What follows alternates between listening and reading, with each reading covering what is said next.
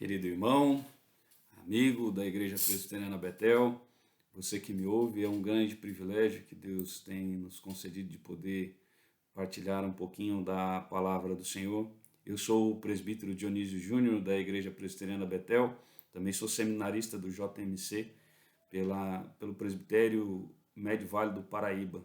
Que Deus esteja falando com você nesta noite, através da sua palavra, assim como Ele falou também ao meu coração, nesses momentos tão difíceis que estamos de pandemia, coronavírus, que Deus esteja derramando graça sem medida sobre a sua vida e que você se sinta cada dia mais próximo dEle, fortalecido e confortado no seu coração pela palavra do Senhor. Eu quero convidá-lo a abrir a sua Bíblia, lá em 1 Crônicas, capítulo de número 21, eu lerei dos versículos 1 até o versículo 17. 1 Crônicas 21, de 1 a 17. Assim diz a palavra do Senhor. Então Satanás se levantou contra Israel e incitou a Davi a levantar o censo de Israel. Disse Davi a Joabe e aos chefes do povo: Ide, levantai o censo de Israel desde Berseba até Dan, e trazei-me a apuração para que eu saiba o seu número. Então disse Joabe: Multiplique o Senhor teu Deus a este povo 100 vezes mais. Porventura, ó rei, meu senhor, não são todos servos de meu senhor? Por que requer isto o meu senhor? Por que trazer assim culpa sobre Israel? Porém a palavra do rei prevaleceu contra Joabe, pelo que saiu Joabe e percorreu todo Israel. Então voltou para Jerusalém. Deu Joabe a Davi o recenseamento do povo. Havia em Israel 1.100.000 homens que puxavam da espada, e em Judá eram 470.000 homens que puxavam da espada. Porém, os de Levi e Benjamim não foram contados entre eles, porque a ordem do rei foi abominável a Joabe. Tudo isto desagradou a Deus, pelo que feriu a Israel. Então disse Davi a Deus: Muito pequei em fazer tal coisa. Porém, agora peço-te que perdoes a iniquidade de teu servo, porque procedi muito loucamente. Falou, pois, o Senhor a Gade, o vidente de Davi, dizendo: Vai e dize a Davi: Assim diz o Senhor: 3 coisas te ofereço, escolhe uma delas para que te faça. Veio, pois, Gade a Davi e lhe disse: Assim diz o Senhor: Escolhe o que queres, ou 3 anos de fome, ou que por 3 meses seja consumido diante dos teus adversários, e a espada de teus inimigos te alcance, ou que por 3 dias a espada do Senhor, isto é, a peste na terra, e o anjo do Senhor causem destruição em todos os territórios de Israel. Vê, pois, agora que resposta hei de dar ao que me enviou. Então disse Davi a Gade: Estou em grande angústia. Caia eu, pois, nas mãos do Senhor, porque são muitíssimas as suas misericórdias, mas nas mãos dos homens não caia eu. Então enviou o Senhor a peste a Israel, e caíram de Israel 70.000 homens. Enviou Deus um anjo a Jerusalém para a destruir. Ao destruí-la, olhou o Senhor e se arrependeu do mal e disse ao anjo destruidor: Basta, retira agora a mão. O anjo do Senhor estava junto à eira de Ornã, o Jebuseu. Levantando Davi os olhos, viu o anjo do Senhor, que estava entre a terra e o céu, com a espada desembainhada na mão, estendida contra Jerusalém. Então Davi e os anciãos, cobertos de panos de saco, se prostraram com o rosto em terra. Disse Davi a Deus: Não sou eu o que disse que se contasse o povo? Eu é que pequei, eu é que fiz muito mal. Porém, estas ovelhas que fizeram, Senhor, meu Deus, seja, pois, a tua mão contra mim e contra a casa de meu pai, e não para castigo do teu povo. Vamos orar? Maravilhoso Deus, a tua palavra foi lida e ela por si só é mais do que suficiente para mudar aquilo que precisa ser mudado em nossas vidas. Traga-nos, ó Deus, a interpretação correta, ó Deus, do teu texto. Ó Pai, que o teu Santo Espírito aplique as verdades, ó Deus, deste texto, da tua palavra, em nossos corações, para o nosso crescimento, ó Deus, e de forma que sejamos cada dia mais agradáveis ao Senhor. É que eu oro ao Senhor em nome de Cristo Jesus. Amém. Querido irmão, querido amigo, você que me ouve, nós estamos em uma situação de pandemia mundial E eu gostaria de deixar uma pergunta para você: como você tem encarado a situação? Como você tem enxergado essa situação? Nós vimos aqui no texto lido algo meio que parecido. Nós vimos aqui Davi ele levantando um censo do povo de Israel, e através desse censo do povo de Israel, Deus ele se enfurece por causa do pecado ali existente no coração de Davi, e ele levanta uma praga que consome várias pessoas. De certa forma, houve ali uma pandemia.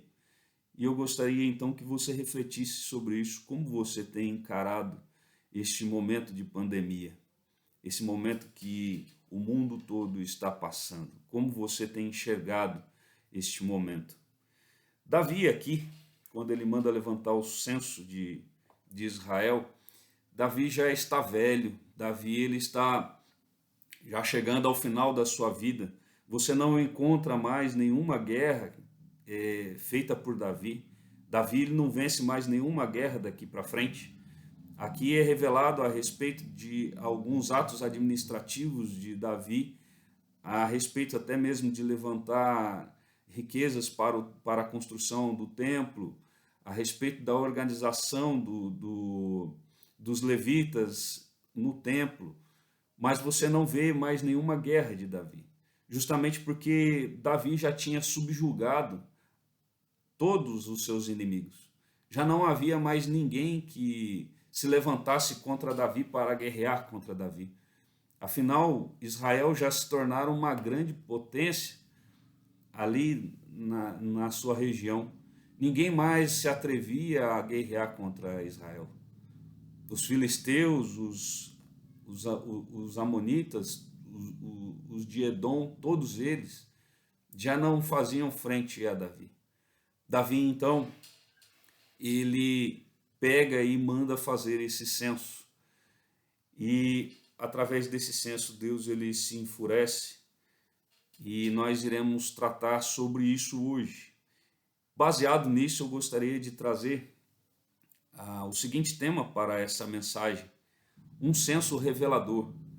Nós podemos ver que esse censo revelador, como uma descrição aqui da palavra de Deus, nós podemos ver aqui no texto do capítulo de número 21, do versículo 1 até o versículo 6, que ele revela o pecado do coração. Vemos também do versículo 7 até o versículo de número 14, que Deus revela um Deus que disciplina. E vemos também do versículo 15 até o versículo de número 17, ele revela um Deus misericordioso.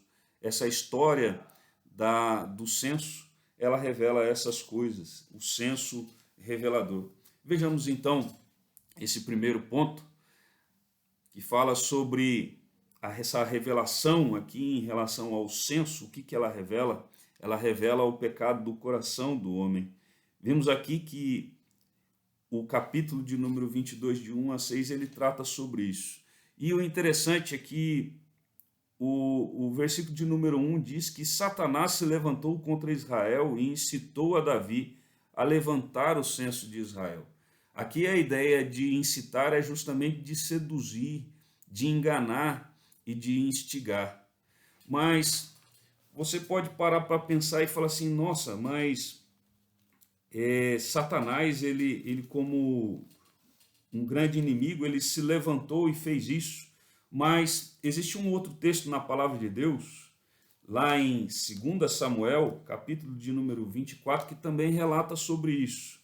E ele também nos explica bem a respeito do que ocorreu. 2 Samuel, capítulo de número 24. Abra lá para você ver. Ele diz no versículo de número 1 também, tratando sobre essa questão do censo. Ele fala: tornou a ira do Senhor a acender-se contra os israelitas, e ele incitou a Davi contra eles, dizendo: vai, levanta o censo de Israel e de Judá. Ora, 1 Crônicas diz que foi Satanás, e agora 2 Samuel diz que foi a ira do Senhor, foi o próprio Senhor que fez. Aqui, na verdade, ele está falando sobre perspectivas. É como que 2 Samuel estivesse olhando de uma forma mais distante e 1 Crônicas estivesse olhando de uma forma mais focada. Na verdade, Deus está por trás de tudo isso. Deus está por trás de tudo isso. Olha, olhamos lá, por exemplo, em Jó, quando Deus ele fala com Jó a respeito que não a respeito com Satanás a respeito de Jó, falando que não havia nenhum homem semelhante a Jó, íntegro.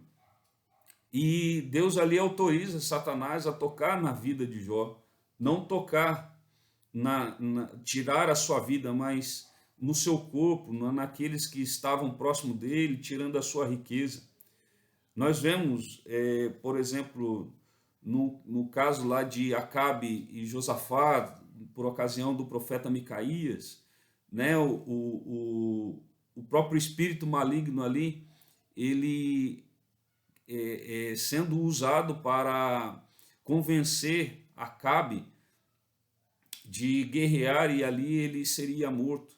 Mesmo o homem de Deus, Micaías, falando a respeito do plano ali, ainda assim ele prevaleceu o espírito maligno. E aqui no caso nós vemos Satanás como um instrumento de Deus. Parece difícil para nós entendermos isso, parece difícil mesmo você entender que Satanás é um instrumento de Deus. Mas no fundo é isso que ocorre. Nós vemos lá em 2 Samuel que foi a ira do Senhor que se acendeu, e aí ele incitou. E o instrumento que ele usou foi Satanás. E Satanás, pelo que nós vimos, Satanás ele convenceu de tal forma Davi, que Davi realmente levantou esse censo, pecou contra Deus. Mas de tal forma, nós também podemos entender que a ideia aqui era justamente revelar aquilo que estava no coração de Davi. Era justamente Satanás foi usado para exteriorizar aquilo que estava no coração de Davi. Mas não apenas de Davi, mas é muito possível que seja, pelo texto de 2 Samuel, como ele se irou contra, Deus estava irado contra os israelitas, de certa forma também havia pecado no coração dos israelitas. Deus ele sabe todas as coisas, mas a questão da exteriorização muitas vezes é para nós mesmos enxergarmos. Nós não conseguimos sondar os nossos corações, Deus sonda os nossos corações. Muitas vezes tem algumas coisas no nosso coração que nem a gente está percebendo. E a exteriorização disso daí revela realmente aquilo que passa nos nossos corações. O que não está o problema no senso em si. Porque, olha lá, abra sua Bíblia, por exemplo, lá anota aí para você abrir depois ou durante, lá em Êxodo 30, versículo 11 até o versículo de número 16, Moisés levanta um censo, por exemplo. Lá em Números, capítulo de número 3, versículo 40 até o 51, Deus manda fazer um censo. Lá em Esdras 2, por exemplo, lá tem uma genealogia grande.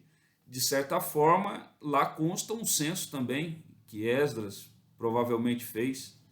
Neemias também, capítulo de número 7, ele fala sobre um censo. Lá em 2 Crônicas, capítulo de número 2, versículo de número 17, fala sobre Salomão fazendo um censo dos estrangeiros. Então, amados, o problema não é o censo. O censo aqui, a contagem das pessoas, não é o grande problema. O problema é aquilo que estava por trás do censo, aquilo que estava no coração, não só de Davi, mas também do povo, de uma forma geral, a ponto de Davi fazer esse censo. Na verdade, quando Davi manda fazer esse censo, na verdade, Davi está tirando os seus olhos da dependência de Deus. Porque Davi, ele pega e quer saber qual é o seu poderio militar. E aqui, pelo que o texto bíblico e textos correlatos que temos, que na verdade foi feito o censo de homens acima de 20 anos. Então ele queria saber o seu poderio militar. Então Davi ele está tirando os seus olhos da dependência de Deus. Ora, esse mesmo Deus que foi o Deus da providência de Davi em todas as suas batalhas. Agora Davi pega e olha, não, eu vou descansar, não mais nesse Deus, mas eu vou descansar no poderio militar que eu tenho. Irmãos, isso nos fala muito, isso nos fala muito. Muitas vezes nós descansamos não em Deus, mas na quantidade de riquezas que eu tenho. Muitas vezes não em Deus, mas no meu trabalho. Muitas vezes não em Deus, mas porque existem bons remédios. Muitas vezes não descanso em Deus, mas em bons médicos. Onde você tem descansado? Aonde você tem colocado os seus olhos com relação à providência? Quando Davi, não só Davi, mas também eu acredito que seja parte do povo, grande parte do povo, eles estavam tirando os olhos de Deus. Afinal, nós agora temos um grande exército. E o exército não é pequeno mesmo. Lá em versículo de número 5, fala que em Israel havia 1.100.000 homens que puxavam da espada. E em Judá 470.000. É muita gente. Mais de 1,5 milhão de soldados. Talvez hoje seria o maior exército do mundo. 1,5 milhão. É muita gente. Davi, ele estava descansando no seu exército quando ele manda fazer o censo. O seu coração estava, na verdade, voltando para o descanso nisso, mas não na dependência de Deus. Algo, amados, também que nós podemos salientar aqui dentro desse texto, ainda no primeiro ponto, de 1 a 6, é que Davi, ele teve, na verdade, no versículo de número 3, Davi, ele teve uma oportunidade aqui de ter os seus olhos resgatados, porque ele foi contraditado aqui com relação à palavra de Joabe, que era o seu comandante. Joabe fala, mas meu senhor, inclusive ele cita Davi aqui 3 vezes como meu senhor. Meu senhor, não sou todos servos de meu senhor. Por que requer isso o meu senhor? Por que trazer assim culpa sobre Israel? Joabe tinha entendido que não era a boa coisa que Davi estava fazendo. Não era algo que Davi deveria fazer. Davi estava tirando os olhos de Deus, e isso que Joabe não era nem um profeta. Joabe era o comandante ali dos exércitos. E ele pega e ele resiste a Davi. Só que Davi não dá ouvidos. Satanás, ele convenceu a Davi de tal forma a respeito de colocar o seu coração na dependência com relação ao tamanho do seu exército, ao seu poderio militar, que ele não deu ouvidos a Joabe. E então a palavra de Davi, ela prevalece sobre Joabe. Davi teve a oportunidade de voltar atrás. Houve alguém que estava querendo abrir os seus olhos, mas ele, ainda assim, ele teve o seu coração endurecido. Satanás o convenceu de tal forma que ele não deu ouvido nem a alguém extremamente importante, que era o comandante do seu exército. Mas ainda vemos aqui no versículo de número 6 algo que salta os olhos. Ele fala aqui no versículo de número 6, porém os de Levi e Benjamim não foram contados entre eles, porque a ordem do rei foi abominável a Joabe. Os levitas não poderiam ir à guerra. Era lei estabelecida através de Moisés, eles não poderiam ir à guerra. E por que manda contar os levitas? Joabe não faz isso. E Benjamim, por que ele não conta os benjamitas? A ideia era que a tenda da congregação estava lá, a arca da aliança estava lá com os benjamitas. E aí, por isso, Joabe resolveu não contá-los. Mas Joabe em nenhum momento concordou com aquilo que Davi fez. Irmãos, nós devemos refletir sobre isso. Será que você poderia notar em sua vida que às vezes você faz algo de errado e pecaminoso, insistindo mesmo quando alguém como os seus pais, ou um cônjuge, ou amigos, ou até mesmo os filhos te adverte quando você está errado? Quão duro muitas vezes está o nosso coração de forma que nós resistimos até mesmo a esses meios de livramento que Deus nos concede, como, por exemplo, um meio de livramento foi a resistência aqui de Joabe. Muitas vezes somos resistidos através de alguém que está próximo de nós, mas ainda assim o coração nosso está duro. Algo que essa primeira parte aqui me mostra é que nós devemos tomar cuidado com aquilo que está no nosso coração.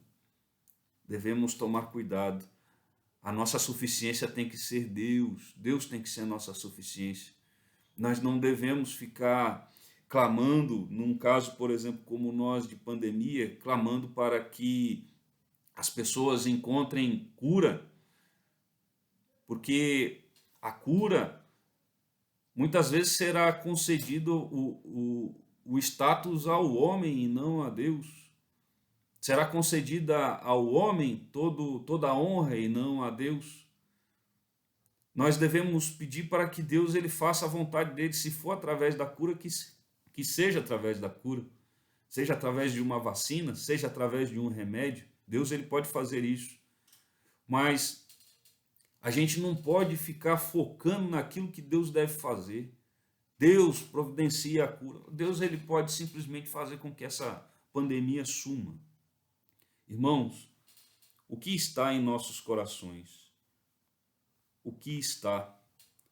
Muitas vezes ela se revela através das nossas insensatez, através de nossos atos, ela é revelada aquilo que está em nossos corações. A nossa dependência, a nossa suficiência tem que estar em Cristo, tem que estar em nosso Deus. Vemos ainda, não apenas que o caso do censo aqui, um censo revelador, ele não apenas revela o pecado que está no coração, mas ele também revela um Deus que disciplina. Vemos isso do versículo de número 7 até o versículo de número 14. Interessante, amados, é que o texto aqui fala que o versículo 7, que o censo ele desagradou a Deus justamente porque exteriorizou aquilo que estava no coração de Davi e, de certa forma, também do povo de Israel. Mas diz aqui que Davi ele se arrependeu. O versículo de número 8 diz: Então disse Davi a Deus, muito pequei em fazer tal coisa, porém agora peço-te que perdoes a iniquidade. Davi aqui ele reconhece o seu pecado, reconhece que ele agiu de forma equivocada. Na verdade, procedi muito loucamente, é quase que com insanidade. Eu estava fora de mim, provavelmente estava fora de mim, Senhor. Era como um louco quando eu fiz algo nesse sentido, tirando o coração da suficiência do Senhor para colocar no meu exército, no poderio militar que eu tenho. Mas Deus aqui, ele perdoa, Deus perdoa. Todo filho de Deus, quando ele se achega a Deus com o coração contrito, arrependido, Deus ele perdoa. Mas nós vemos aqui, irmãos, que o rei, por exemplo, ele tinha uma função representativa especial perante Deus. Nós vemos, por exemplo, isso lá em Jeremias, capítulo de número 15, versículo de número 4, quando Deus está explicando para Jeremias o porquê do seu furor para com Israel e porquê, inclusive, que ia levá-los cativos. Diz lá o versículo de número 4, entregá-los-ei para que seja um espetáculo horrendo para todos os reinos da terra, por causa de Manassés, filho de Ezequias, rei de Judá, por tudo quanto fez em Jerusalém. Manassés foi um rei, e por causa daquilo que Manassés fez, Deus então estava entregando o povo de Israel. Deus estava irado por tudo aquilo que Manassés fez. Manassés possivelmente tenha sido o pior rei que Judá teve. E por causa dos seus atos, também fazendo o povo pecar, Deus estava extremamente irado e Deus ia levar o povo ao cativeiro justamente pelos atos de Manassés. Manassés era o representante do povo. De certa forma, irmãos, não somente lá, mas nós vemos até hoje mesmo que os atos do governante, ele ele tem, é, é, ele nos toca diretamente. Se, por exemplo, nessa questão do coronavírus que estamos passando, se a decisão ela for mal tomada, nós sofreremos consequências.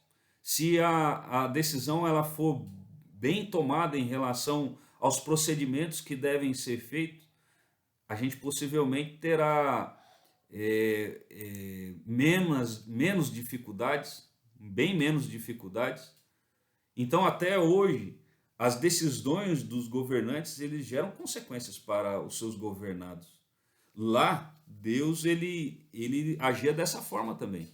As decisões dos governantes eles tinham consequências diretas para os seus governados, sejam boas, sejam ruins. Nesse caso aqui, a decisão tomada por Davi gerou consequências ruins. No caso de Manassés, ruins. Então, da mesma forma, o rei aqui ele é como um representante do povo. E é muito claro isso. Mas com relação a essa questão, até mesmo do perdão aqui, a palavra de Deus diz lá em 1 João, capítulo de número 1, versículo 9, que se tivermos pecados, nós devemos confessar a Ele, porque Ele é fiel e justo para nos perdoar. Deus, Ele sempre perdoa os seus filhos arrependidos. Agora, algo mais inusitado ainda, que nós vemos no texto bíblico, ele é um texto narrativo, descritivo, então por isso nós não devemos tomar isso como uma forma que Deus ele age, ou uma forma descrita como se Deus agisse somente dessa forma, até porque não. Aqui o texto descritivo, narrativo descritivo, ele tem justamente a ideia de revelar um pouquinho sobre esse caráter de Deus. E nós vemos aqui algo bem inusitado, Deus dando a oportunidade para Davi escolher o seu castigo. Ele dá 3 oportunidades aqui. Ele dá 3 condições. Uma seria 3 anos de fome. Outra seria 3 meses consumido diante dos seus adversários, versículo de número 12. E a espada de teus inimigos te alcance. Ou que por 3 dias a espada do Senhor, isto é, a peste na terra, e o anjo do Senhor cause destruição. Não é comum Deus, quando ele vai repreender e disciplinar o seu povo, quando Deus, ele como um Deus disciplinador, quando ele vai disciplinar ao seu povo, ele dê oportunidade de escolha. No caso aqui, inusitadamente, Deus ele concede a Davi a oportunidade de escolher uma das 3. E Davi, então, ele no versículo de número 13, nós vemos que Davi ele escolhe a questão da peste. Justamente Davi aqui ele contrapõe tudo aquilo que estava em seu coração do versículo de número 1 ao versículo de número 6. Justamente porque houve arrependimento no seu coração, como disse no versículo de número 8.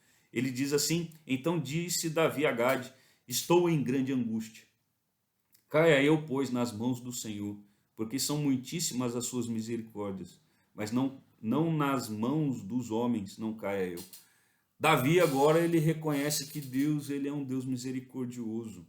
Davi quando Deus dá a condição de Davi escolher um dos 3, ele também está dando a Davi aqui a condição de reconhecer que ele era um Deus misericordioso. Davi então ele pega e escolhe a respeito de cair nas mãos de Deus. Deus havia feito várias promessas a Davi. Davi tinha muitas experiências de livramentos de Deus.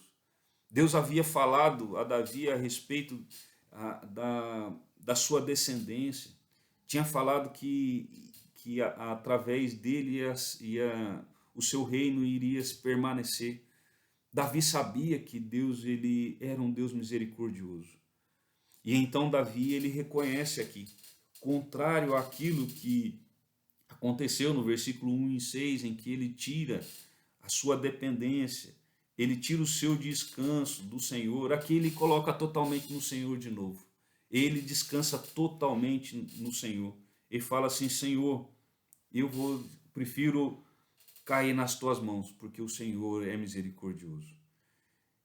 Isso nos mostra, amados, também que o pecado, Deus ele perdoa todos os nossos pecados quando nós confessamos a Ele, mas as consequências, elas sempre ficam. As consequências do pecado, muitas vezes Deus pode até suavizá-las, mas o filho fiel de Deus, as consequências do seu pecado, ele está justamente como uma disciplina de Deus. Olha lá o que diz em Hebreus, capítulo de número 12, do versículo 4 até o versículo de número 13. Abra aí na sua Bíblia, anote e leia. Hebreus 12, 4 até o 13. Ele fala sobre a questão da disciplina. E uma das coisas que o texto bíblico lá fala é que Deus disciplina a todos que ama. Se você é amado pelo Senhor, se você de fato é filho dele, você será disciplinado por ele. Davi foi disciplinado por ele, o povo de Israel foi disciplinado por ele, justamente porque ele amava. Era o seu povo, ele amava os seus filhos. Agora, irmãos, uma das coisas que o próprio texto lá de Hebreus, capítulo de número 12, ele fala que é algo que devemos refletir muito.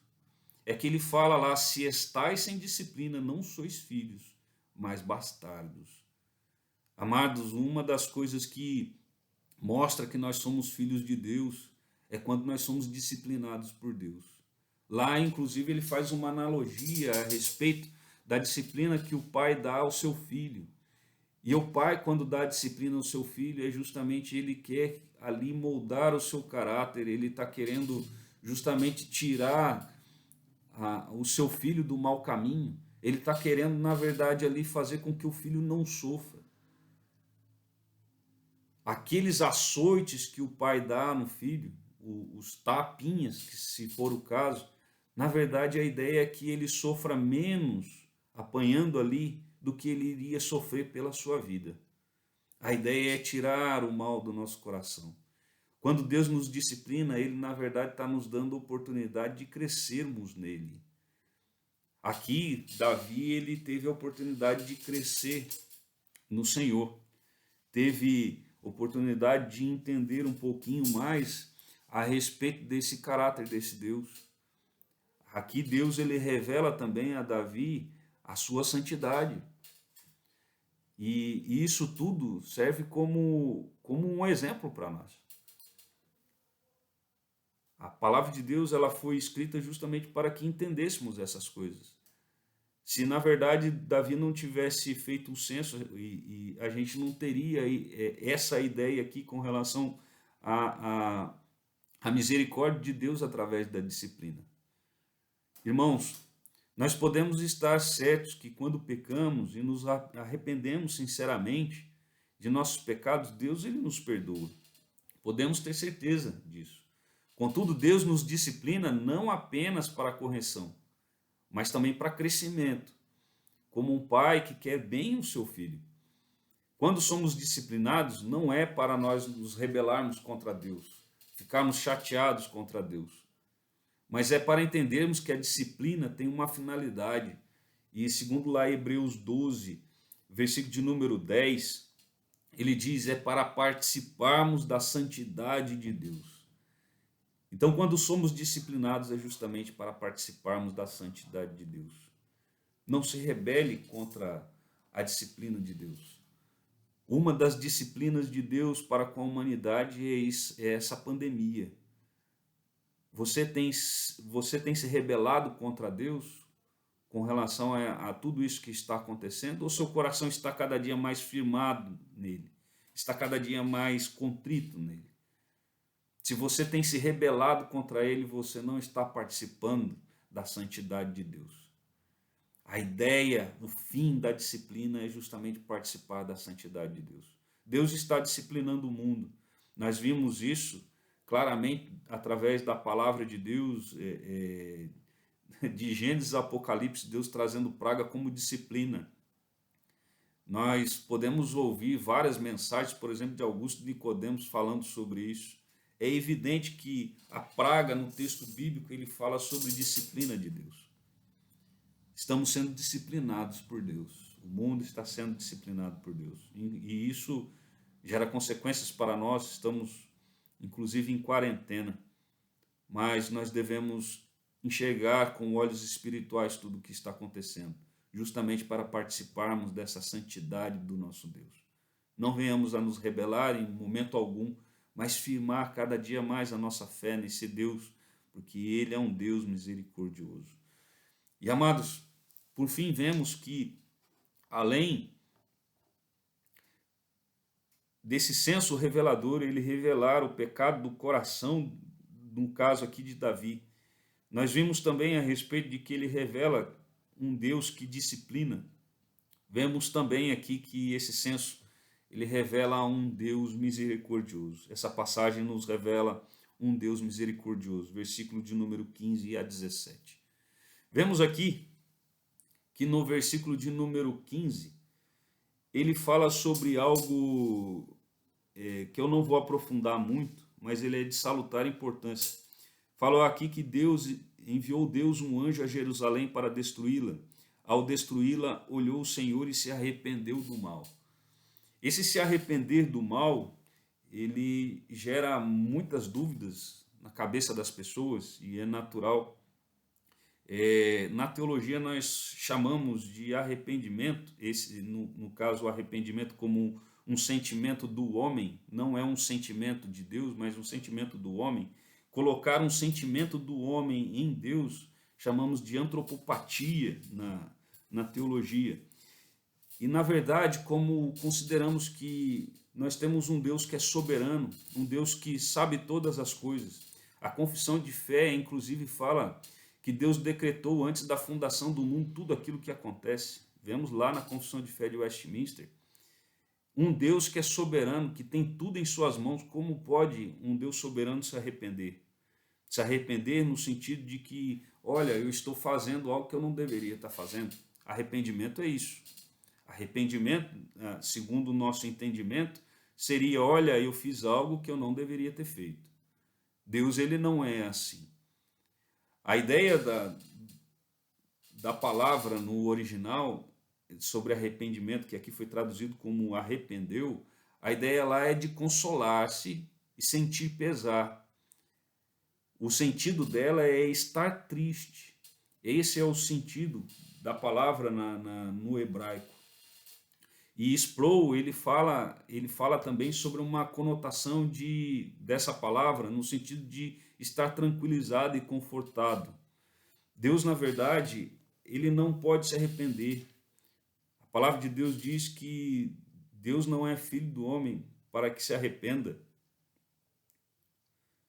Deus, ele não se arrepende, até porque ele tem o controle de todas as coisas. Tudo está planejado de acordo com seus eternos decretos. Não pode haver arrependimento para com os seus próprios atos. Deus aqui, então, ele se sente apaziguado, ele já se sente triste também com aquilo que já está acontecendo. E o interessante, amados, que também o texto ele fala algo de extrema importância, que é sobre o anjo do Senhor. Note que o anjo do Senhor aqui, o anjo está em letra maiúscula. Então, normalmente, quando o anjo está em letra maiúscula, ele está falando sobre uma das pessoas da Trindade, Então, a ideia que passa é que justamente uma dessas pessoas da Trindade era esse anjo que estava lá. Talvez Deus Filho, talvez Deus Espírito.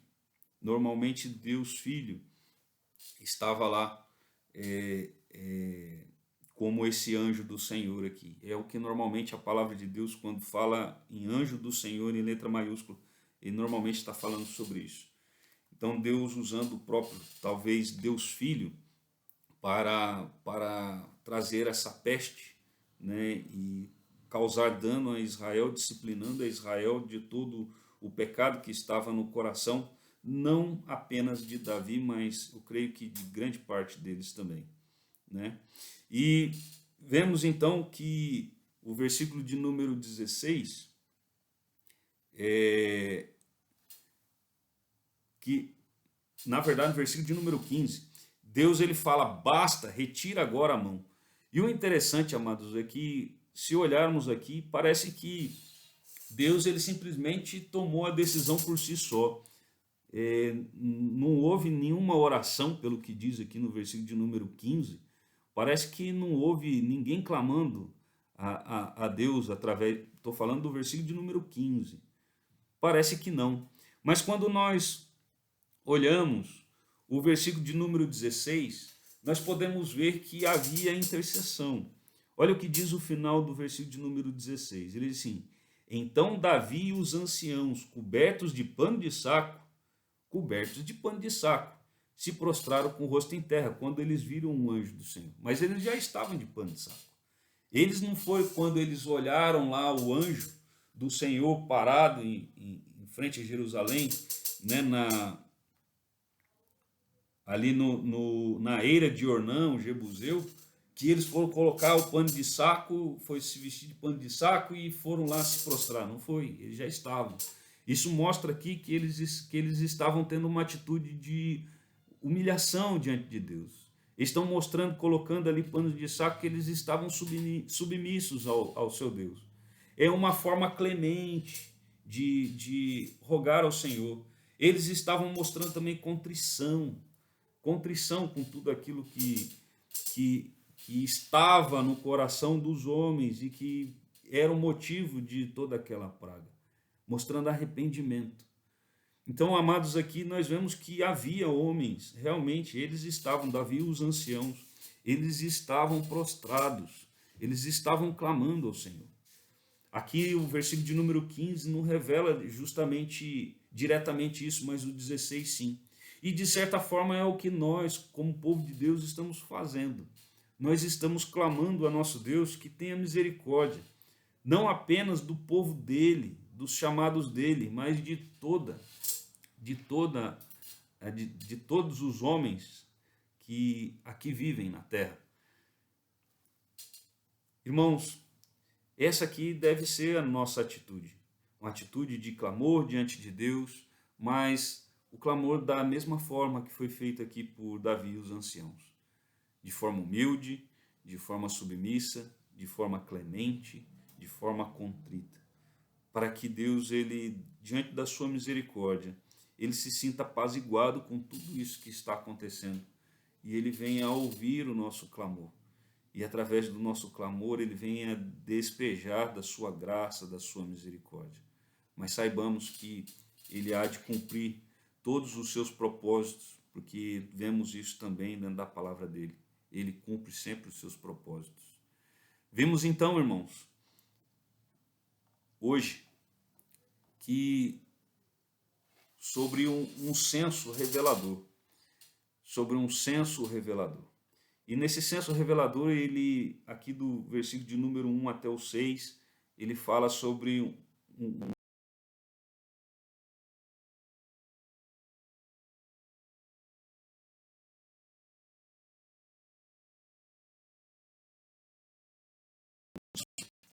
que revela um Deus que disciplina. E do versículo 15 até o 17, um Deus que é misericordioso. Que Deus derrame da sua graça sobre você e que você, todos os dias da sua vida, possa confiar nesse Deus, possa viver de forma agradável a Ele. Clame ao Senhor para que essa pandemia ela possa passar, mas que você tenha um coração voltado para Ele, não um coração revoltado com Ele, um coração contrito, reconhecendo as suas falhas, reconhecendo seus pecados, reconhecendo que você, por muitas vezes, tem atentado contra a santidade do nosso Deus. E que Deus, assim, ele possa fortalecer a sua vida, derramando graça sem medida. Em nome de Jesus.